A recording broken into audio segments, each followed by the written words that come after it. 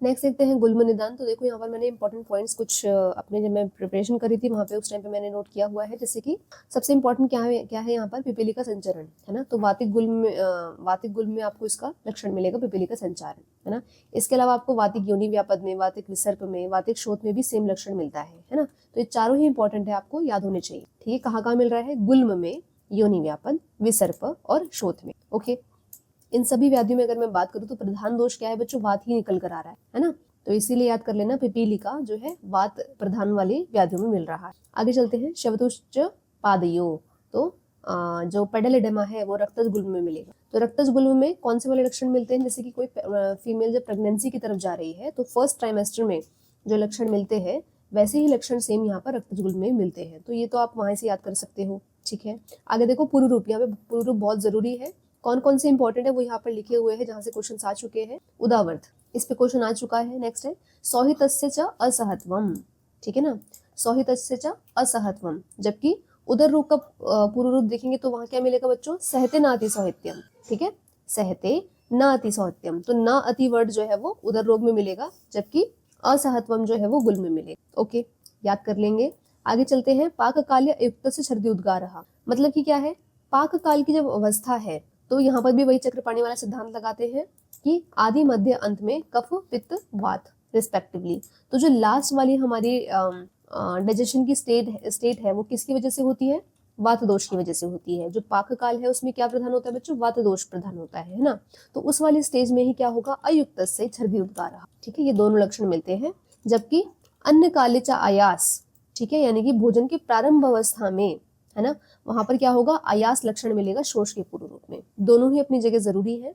आगे देखो चिकित्सा सूत्र, बहुत जरूरी है चिकित्सा सूत्र। स्नेहो स्वेद वातहरो स्नेह उपसंहितम। तो यहाँ पर हमें यह करना है, वातहर चिकित्सा करनी, नॉर्मल सी बात है। गुल्म में जो है वात प्रधान जो प्रधान दोष है वो वात है बच्चों, है ना। तो इसीलिए चिकित्सा कैसे करेंगे? वात शामक चिकित्सा करेंगे, स्नेहन स्वेदन इत्यादि करेंगे, है ना। तो स्नेह स्वेदो वातहरो स्नेह उपसंहितम मृदु विरेचनम। ठीक है, और मृदु विरेचन करेंगे बस तेजचा। ठीक है, अम्ल लवण मधुर रस, क्वेश्चन रख के पूछ सकते हैं कि गुल्म में कौन सा रस जो है निर्दिष्ट है चिकित्सा में? तो कौन से बच्चों? मधुर, अम्ल, लवण। ठीक है, जबकि आचार्य सुश्रुत क्या बताते हैं? गुल्म को उन्होंने जो है दुर्विरेच्य बता रखा है, लेकिन आचार्य चरक ने जो है इसमें मृदु विरेचन इंडिकेट किया हो। ओके, अब हम एक बार थॉरली देख लेते हैं जल्दी जल्दी। देखो सबसे पहले यहाँ पर जो है गुल्म की 5 संख्या बताई हुई है कि गुल्म के 5 भेद होते हैं। इस पर भी क्वेश्चन रख के पूछ सकते हैं। ठीक है, ये आपको याद ही होगा, वात पित्त कफ सन्निपातिक और शोणित गुल्म। यहाँ से क्वेश्चन आता है कई बार, although that's very easy question. क्या है कि सन्निपातिक गुल्म का दूसरा नाम क्या है बच्चों? निश्चय गुल्म है। ठीक है, यहाँ से क्वेश्चन आता है इसलिए याद कर लेना, निश्चय गुल्म। ओके, ऐसे ही सन्निपातिक उदर को क्या बोलते हैं? निश्चय उदर बोलते हैं। तो दोनों ही क्वेश्चन जरूरी है।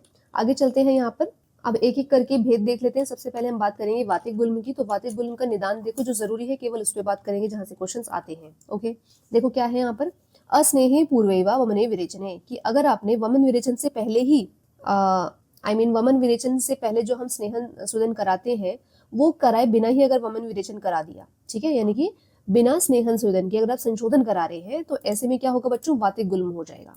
ठीक है, इंपॉर्टेंट, वेरी इंपॉर्टेंट। दूसरा क्या है? अन उदीर्णम व छर्दिम उदीर्यति, मतलब कि छर्दी का वेग नहीं था लेकिन आपने क्या कर दिया? उदीर्ण कर दिया उसको। ठीक है ना, तो उसकी वजह से भी है। दूसरा क्या है?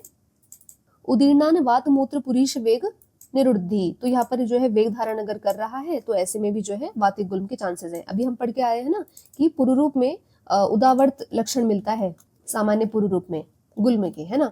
तो इसी वजह से है, क्योंकि वेग धारण होगा तो क्या होगा? वायु जो है प्रतिलोम गति को प्राप्त हो जाएगी, है ना, तो उदावर्त हो जाएगा। सेम यहाँ पर वही है, कौन कौन से वेग धारण करने से होगा? वात मूत्र और पुरीश। ठीक है, इसके अलावा क्या बता रखा है? अत्याश्रितो व पिबती।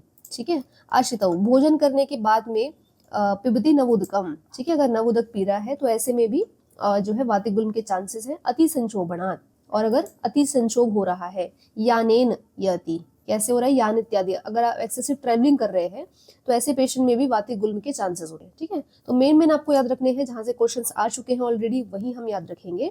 ठीक है, तो छर्दी वेग के बारे में उन्होंने बात करी, वात मूत्र पुरीश वेग के बारे में बात करी, और अगर आप संशोधन से पहले स्नेहन स्वेदन नहीं करा रहे हैं, पूर्व रूप नहीं करा रहे हैं, पूर्व कर्म सॉरी, तो ऐसे में भी वातिक गुल्म हो सकता है। आगे चलते हैं बच्चों संप्राप्ति की तरफ। तो संप्राप्ति में जरूरी क्या है कि यहाँ पर वायुर महास्रोतसो, बस इतना ही जरूरी है कि इसमें महास्रोतस का इन्वॉल्वमेंट होता है। ठीक है, नेक्स्ट देखो क्या है? पिंडितो अवस्थानम, तो क्या करेगा, पिंडित रूप में जो है ऐसा बॉलस फॉर्म में जो है वो बन जाएगा, ठीक है। और वहीं पर ही लोकलाइज पेन होगा पेशेंट को। करौती हृदय बस्ती पार्श्व योनि भ्याम वा, ठीक है। कितने स्थान बताए बच्चों, 5 स्थान बताए हैं, हृदय, बस्ती, पार्श्व, योनि, नाभि, ठीक है। एक मेरे सीनियर ने ये मुझे कोड बताया था, बहुत इजी कोड है, देखो उसको ऐसे आप याद रख सकते हो, बहना के 2 पार्श्व, ठीक है। ब से क्या हो गया बच्चों, बस्ती, ह से हो गया हृदय, ना से हो गया नाभि, और 2 हो गए हमारे पार्श्व। तो ऐसे करके 5 स्थान बताए हैं जहां पर वातिक गुल्म का इन्वॉल्वमेंट होता है, बहुत जरूरी है, ठीक है। इस पे क्वेश्चन आ चुका है ऑलरेडी। आगे चलते हैं, यहाँ पर लक्षण की बात कर लेते हैं। वातिक गुल्म में कौन कौन से इंपॉर्टेंट लक्षण है। सबसे पहले आता है क्या, मुहुर आदमति, आदमति, तो आदमान लक्षण मिलेगा, क्यों, क्योंकि वातिक गुल्म है, वात प्रधान दोष है, ठीक है। नेक्स्ट देखो, वात का जो गुण है वो क्या है बच्चों, विषम है ना, इसलिए अनियत लक्षण मिलेगा, कभी कम कभी ज्यादा, ठीक है, विषमता रहेगी लक्षणों में। इंपॉर्टेंट क्या है उस पर चलते हैं, पिपीलिका संचार एवं अंगेशु, ठीक है। जैसे मैंने बताया, वातिक शोथ, वातिक गुल्म, वातिक योनि व्यापद, इन सभी में लक्षण मिलता है क्या, पिपीलिका संचार एवं अंगेशु, ठीक है। नेक्स्ट इंपॉर्टेंट क्या है, उच्छ्वास उपरुद्यतई, वेरी इंपॉर्टेंट, उच्छ्वास उपरुद्यतई, ठीक है।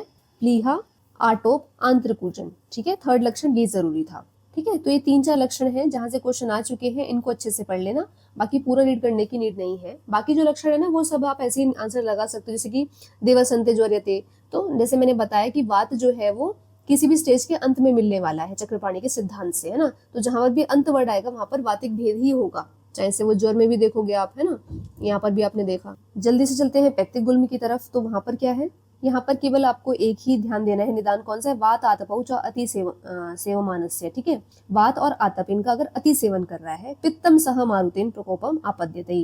क्वेश्चन आएगा पैक्तिक गुल्म में कौन सा दोष इन्वॉल्व है, आप लगाओगे पित्त, क्योंकि फर्स्ट ऑप्शन पित्त दिया होगा। लेकिन जैसे मैंने बताया कोई भी गुल्म वात के बिना नहीं हो सकता है, इसीलिए आपको दूसरा ऑप्शन पे जाना है जहां पर वात और पित्त दोनों दे रखे होंगे, ठीक है ना। तो पित्तम सह मारुतेन, ठीक है, दोनों ही दोष इसमें इन्वॉल्व है, लेकिन प्रधान क्या रहेगा बच्चों, यहाँ पर पित्त रहेगा, ठीक है।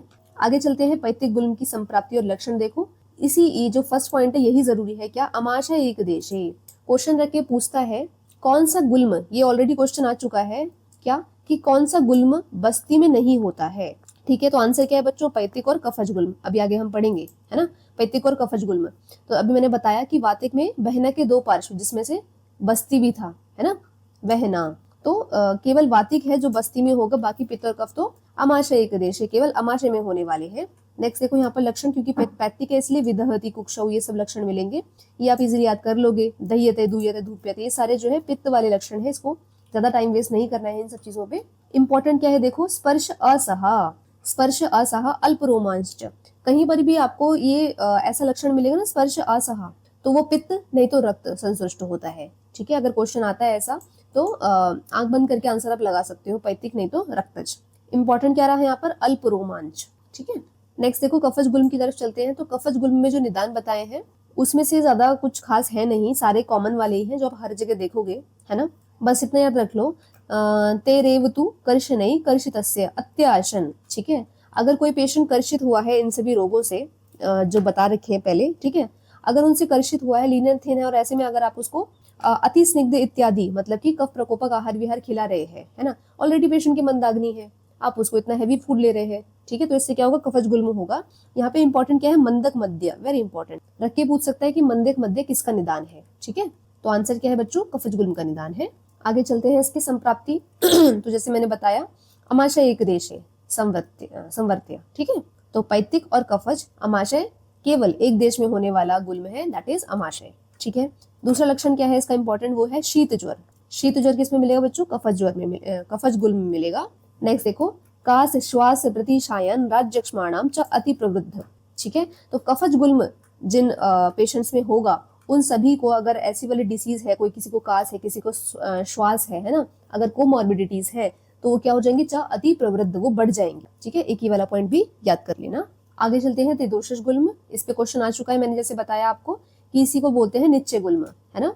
एक बार ये भी क्वेश्चन आ चुका है ऑलरेडी पीजीटी में, क्या, स वि प्रतिषिद्ध उपक्रमत्वाद असाध्यौ, ठीक है, कि इसमें आपको जो चिकित्सा है, जो उपक्रम है, वो क्या करना है, प्रतिषेध करना है, ये ठीक नहीं हो सकता है। तो इतना ही रख के पूछा था कि ये कौन सी व्याधि के लिए आया है, तो आंसर क्या है बच्चों, गुल्म के लिए आया है, डेट टू त्रिदोषज गुल्म के लिए आया है, ठीक है। नेक्स्ट देखो, रक्तज गुल्म में क्या है, तो आचार्य चरक का ओपिनियन है कि रक्तज गुल्म भवति ना पुरुषस्य, कि ये जो है मेल में नहीं हो सकता है। ठीक है, रीजन आपको पता ही है, क्योंकि मेल में तो मेंसेस का कोई है नहीं, है ना, मेंस्ट्रुअल साइकिल जो है फीमेल में होने वाली है, इसीलिए पुरुष में रक्तज गुल्म नहीं होगा। ओके, ऑल्दो अगर आप क्षारपाणी का ओपिनियन देखेंगे तो उन्होंने बोला है कि रक्तज गुल्म जो है दोनों में हो सकता है, स्त्री एवं पुरुष में, है ना। आगे चलते हैं, यहाँ पे देखो रक्तज गुल्म के निदान और संप्राप्ति दे रखा है, तो कुछ ज्यादा इंपॉर्टेंट तो है नहीं, बट एक दो पॉइंट है वो देख लेते हैं। सबसे पहला है परतंत्रित, तो फीमेल जो है वो क्या है, परतंत्र पे है ना, मतलब क्या है, दूसरे पे डिपेंडेंट है। ठीक है, in terms of source of income बोल रहे हैं। ठीक है, यहाँ पर ऑफेंड नहीं होना है, मेजोरिटी की बात कर रहे हैं। और दूसरा ये संहिता बहुत टाइम पहले लिखी हुई है ना। दूसरे क्या बोल रहे हैं, अवैशारद्याद, मतलब क्या है, अविशारदा की बात बोल रहे हैं, यानी कि लैक ऑफ एजुकेशन, है ना, तो उतना ज्यादा पहले पढ़ते नहीं थे।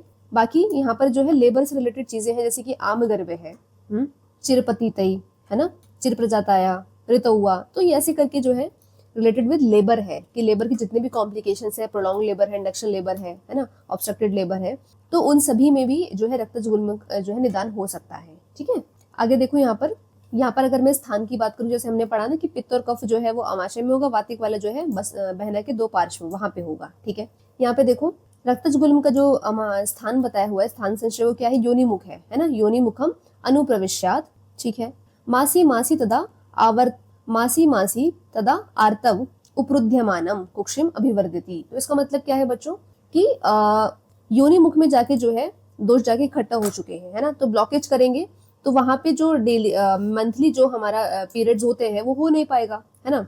तो जो मेंस्ट्रुअल ब्लड है वो कहाँ जाके कलेक्ट हो जाएगा, डिपेंडिंग अपॉन द पैथोलॉजी। जैसे मॉडर्न साइंस में क्या है, हेमेटोमेट्रा है, हेमेटोसेल्पिंग्स है, हेमेटोकॉल्पस है ना। मेट्रा का भी जब यूट्राइन लाइनिंग में अगर ब्लड एक्यूमुलेट हो गया है, सेल्पिंग्स कब है जब यूट्राइन ट्यूब में हो गया है, और कॉल्पस कब जब वेजाइना में ब्लड एक्यूमुलेट हो गया है। So depending upon the pathology line. ठीक है, अब चलते हैं इस चैप्टर का सबसे इंपॉर्टेंट पार्ट, वो क्या है, गुल्म के पूर्व रूप। यहाँ से क्वेश्चन आ चुका है, ये सब आप जानते हैं, अभिलाषा रोचक विपाक, इसको पढ़ने की जरूरत नहीं है। इंपॉर्टेंट क्या है वो देखते हैं, पाक कालई च अयुक्त्या छर्दी उद्गार, जैसे मैंने बताया कि पाक काल में छर्दी उद्गार होना, वात मूत्र पुरुष वेगा नाम च अप्रादुर्भाव। ठीक है, अबुभुक्षा, भूख नहीं लगेगा, अग्निमांद्य हो चुका है। ठीक है, and first and foremost important क्या है, सौहितस्य च असहत्वमिति। ठीक है, कि अगर किसी पेशेंट ने अच्छे से भोजन कर लिया, अपने जितना उसको भूख था उसके अकॉर्डिंग अगर भोजन कर भी लिया, अगर फुल स्टमक करके, तो ऐसे में क्या होगा, चाहे असहत्वम, वो बियर नहीं कर पाएगा, टॉलरेट नहीं कर पाएगा, इतना तीव्र शूल हो रहा है। ठीक है, नेक्स्ट देखो, सर्वेशोपि खलवेशु, तो जैसे मैंने बताया कि सभी गुल्म जो है वो वात के बिना नहीं हो सकते। ठीक है, जितने भी गुल्म है उनमें वात की प्रधानता होगी। लास्ट सिद्धांत देख लो, चिकित्सा सिद्धांत क्या बोलता है, सन्निपातिकम असाध्य। ठीक है, सन्निपातिक वाला असाध्य है, न एव उपक्रमेत, तो वहां पर चिकित्सा नहीं करनी है आपको। संसृष्टस्तु साधारणेव कर्म उप, तो वहां पर क्या कर रहे हैं, अगर संसृष्ट दोष है तो ऐसे में आपको साधारण चिकित्सा करनी है। ये दो सिद्धांत आप याद कर लेना, ये मैंने आपको बताई है अभी। अम्ल लवण मधुर, ये तीन रस जो है इंडिकेटेड है चिकित्सा सूत्र में। ओके, ये हम ऑलरेडी देख चुके हैं। स्नेहो स्वेदो वातहरो स्नेहे उपसंहितम च मृदु विरेचनम, वेरी इंपॉर्टेंट, मृदु विरेचन जो है गुल्म के चिकित्सा सूत्र में आया है। फाइन, दैट्स अबाउट गुल्म निदान।